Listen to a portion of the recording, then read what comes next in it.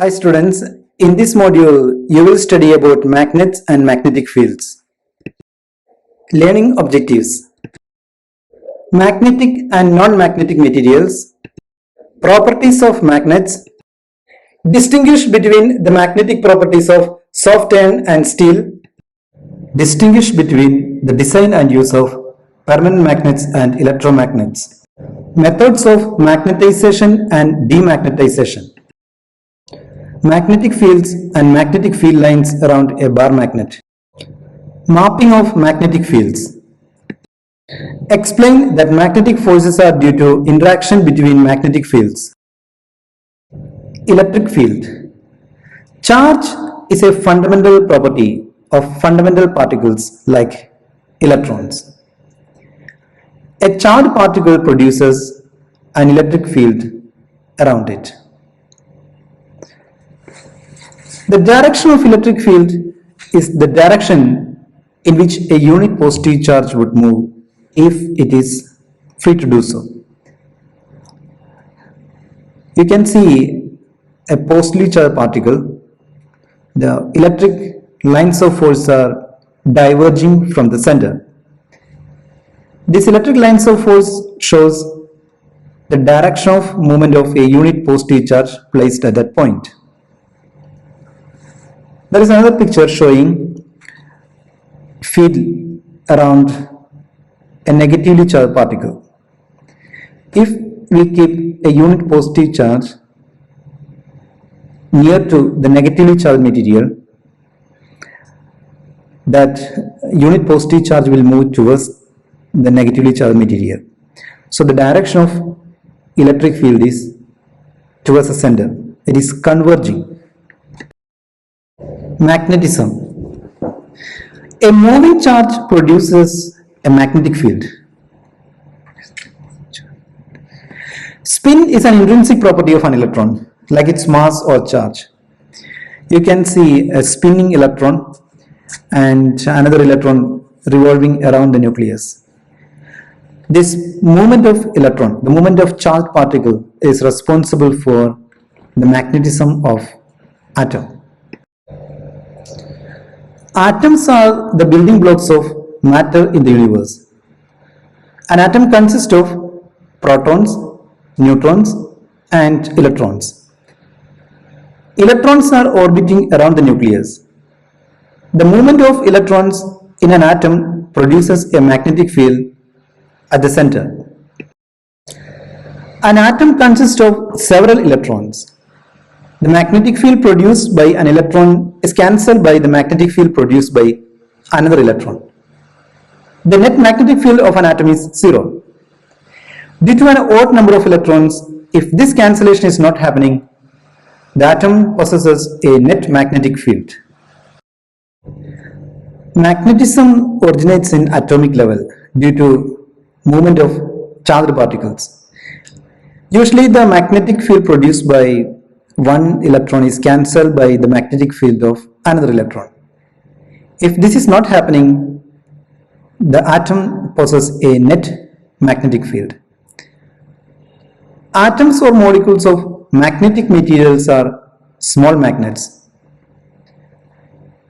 Materials that are attracted towards a magnet are called magnetic material, and materials that are not attracted towards a magnet are called non-magnetic material. The atoms of magnetic materials are small magnets, but usually these magnets are arranged in a random direction.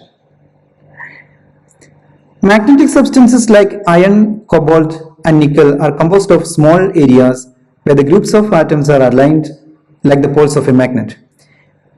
These regions are called domains. All of the domains of a magnetic substance tend to align themselves in the same direction when placed in a magnetic field.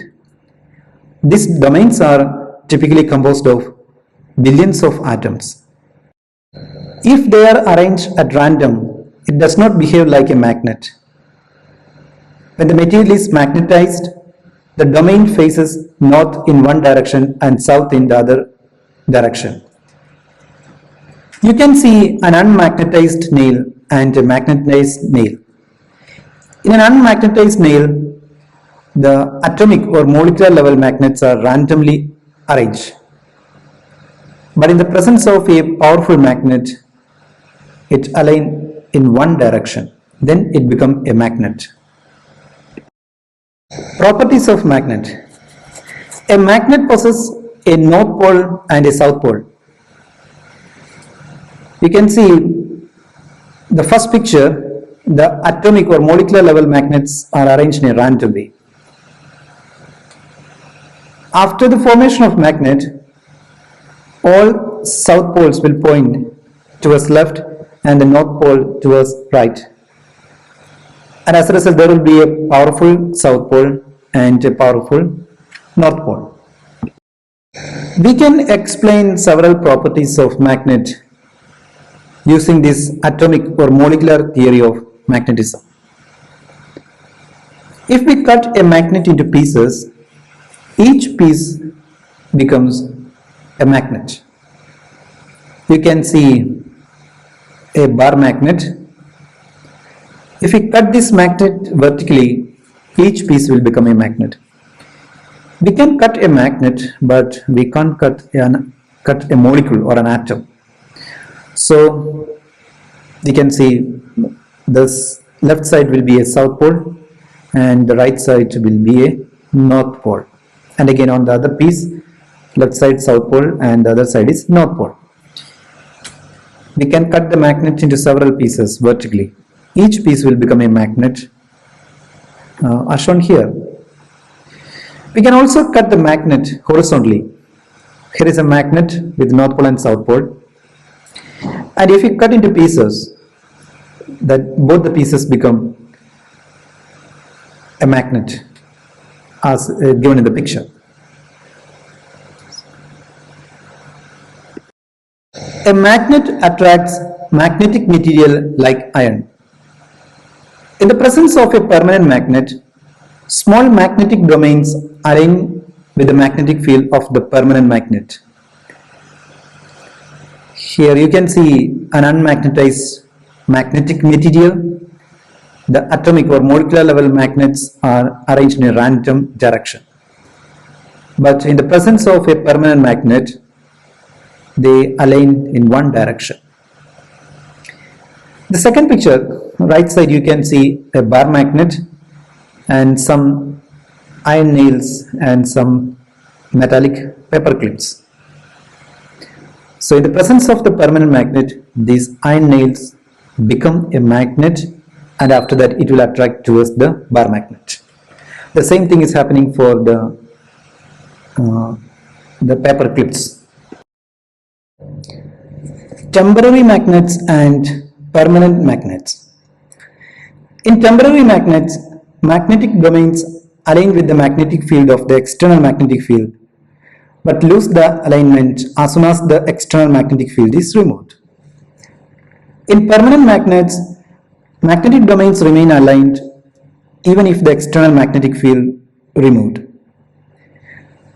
It depends upon the nature of the material used to make a magnet. Soft iron is used to make temporary magnets, and hard iron or steel is used to make permanent magnets. We use alloys of magnetic material to make strong magnets. How to make a permanent magnet? We can use a very powerful magnet to make a small permanent magnet, or we can use direct current. To make a permanent magnet, we use steel or hard iron or alloys of iron, nickel and cobalt. You can see a bar magnet, an iron bar is there and a bar magnet. The stroke of the magnet actually helps to orient the tiny atomic magnets inside it. After repeated stroking, it finally leads to a permanent orientation. We can also use direct current to make a permanent magnet. To make a permanent magnet, place hard iron inside a solenoid carrying direct current. The flow of electrons, that means the rotation of the electrons around the core, produce a magnetic field along the axis of the coil. Magnetic domains inside the hard iron align with this external magnetic field,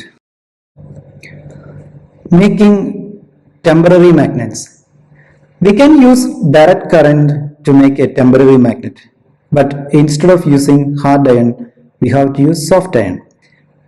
To make a temporary magnet, place soft iron inside a solenoid carrying direct current. The flow of electrons or the rotation of electrons around the core produce a magnetic field along the axis of the coil. Magnetic domains inside soft iron align with this external magnetic field. The magnetism remains as long as there is current in the coil. Demagnetization of magnets. We already know that magnetism starting from atomic or molecular level.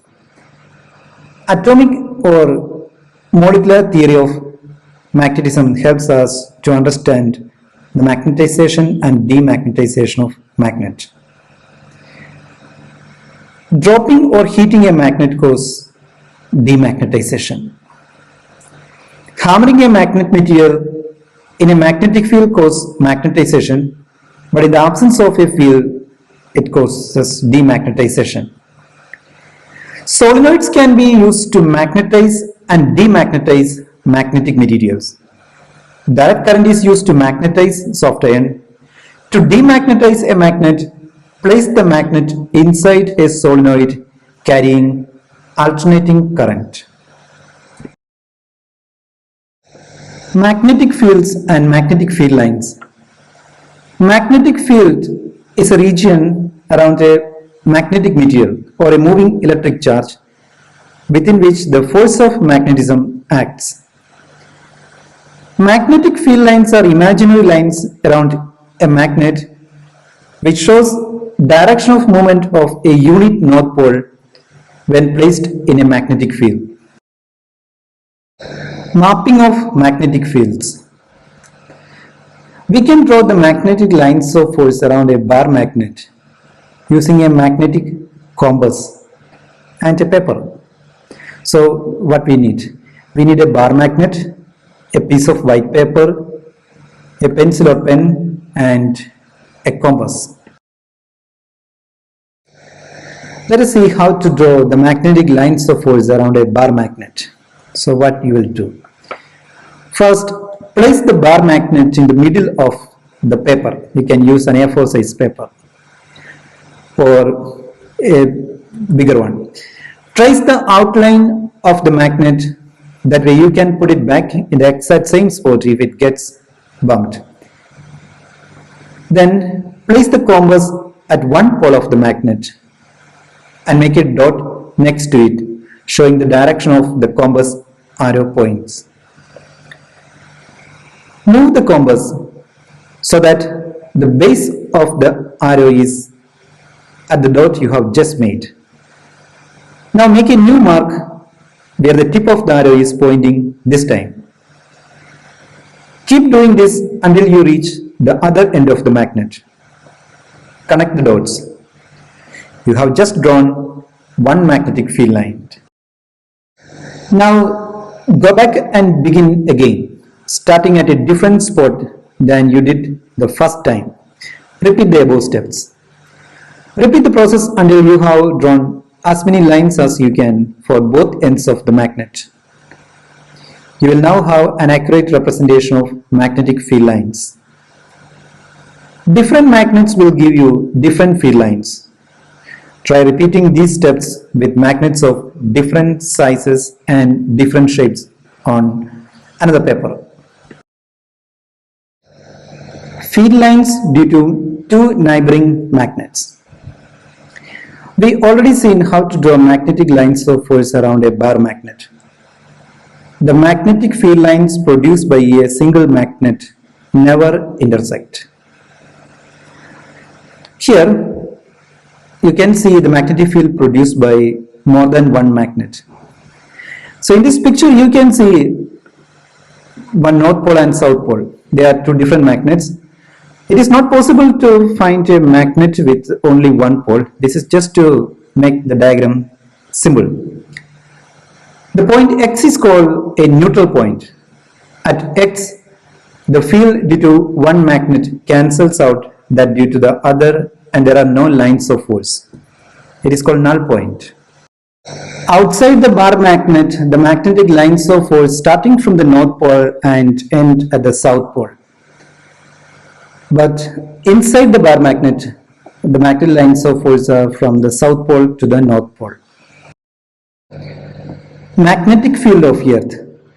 Earth consists of a solid crust, a solid mantle, a molten outer core, and a solid inner core. The outer core is made up of a mixture of molten iron and nickel. Extreme temperature and rotation of Earth causes the molten outer core to flow. This flow or current of outer core is responsible for the magnetic field of the Earth. Near the equator, magnetic field lines are parallel to the surface of the Earth, and a freely suspending bar magnet align along the north-south direction of the Earth. You can see a picture, a freely suspending bar magnet aligned with the north-south direction of the Earth. But if you take this arrangement to the north pole of Earth, this freely suspending bar magnet align vertically. The same thing will happen if you take this arrangement to the south pole of Earth. Thank you. If you like this, you can subscribe and share. If you have any doubts, you can type in the comment section.